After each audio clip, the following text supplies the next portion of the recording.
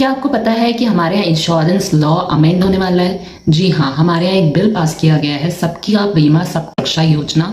उसके अकॉर्डिंग 3 जो एक्ट्स हैं इंश्योरेंस के, LIC एक्ट, इंश्योरेंस एक्ट और RDA एक्ट, सब चेंज होने वाले हैं। तो लेट्स सी कि हमारे लिए फायदेमंद होगा या नुकसानदेह। क्लॉज 3AA के अकॉर्डिंग अब इंश्योरेंस कंपनीज जो हैं उसमें 100% फॉरेन ओनर्स हो सकते हैं। क्या मतलब है कि फॉरेन से 100% इन्वेस्टमेंट आ सकती है और वो ओन कर सकते हैं किसी भी इंश्योरेंस कंपनी को 100%।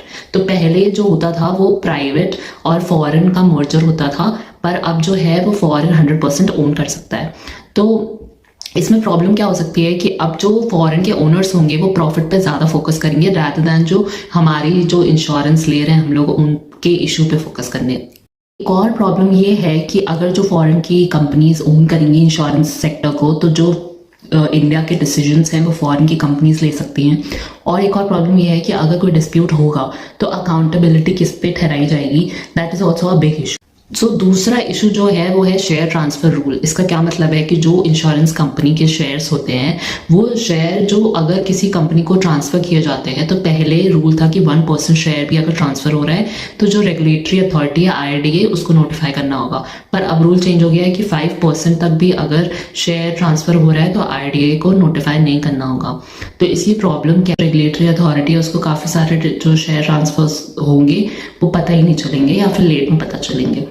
एक और इशू जो है रेगुलेटरी अथॉरिटी IRDA उसको बहुत ज़्यादा पावर्स दे दी गई हैं इसमें कि आप कमीशन सेट कर सकते हो, पेनल्टी सेट कर सकते हो, जो कमीशन इंटरमीडिएट है उसको कितना मिलेगा और जो इंश्योरेंस कंपनी है उसको कितना मिलेगा।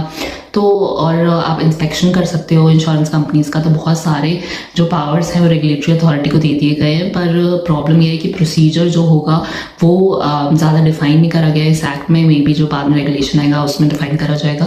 सो लॉ में प्रॉपर टाइमलाइंस नहीं मेंशन की गई हैं कि जितनी भी जो पावर्स हैं वो किस टाइमलाइन के हिसाब से चलेंगी। एंड एक और प्रॉब्लम है कि उन्हें प्रॉपर अपील सिस्टम भी नहीं बताया गया है कि IRDA जो डिसीजन लेगा उसका अपील कैसे करना होगा। देन जो री इंश्योरेंस क्लॉज है इसका क्या मतलब है कि जो इंश्योरेंस कंपनी होती है उनको भी इंश्योरेंस लेना पड़ता है। तो उसमें क्या होता है कि पहले 5000 करोड़ चाहिए था कैपिटल जो री इंश्योरेंस कंपनीज होती हैं उनके लिए, लेकिन अब उसको कम कर दिया गया, 1000 करोड़ कर दिया गया है। तो इसमें प्रॉब्लम क्या है कि अगर कोई भी वीकनेस आएगी तो कैपिटल कहाँ से आएगी, क्योंकि बैकअप कंपनी तो वही है तो उसके पास खुद ही कैपिटल नहीं होगी। तो इसमें कंज्यूमर जो है वो सफर करेगा। सो इस बिल में एक policy holders education and protection fund भी है। तो ये फंड किस लिए है, ताकि पॉलिसी होल्डर्स मतलब कि जो हम लोग होंगे उनको एजुकेट और प्रोटेक्ट करने के लिए।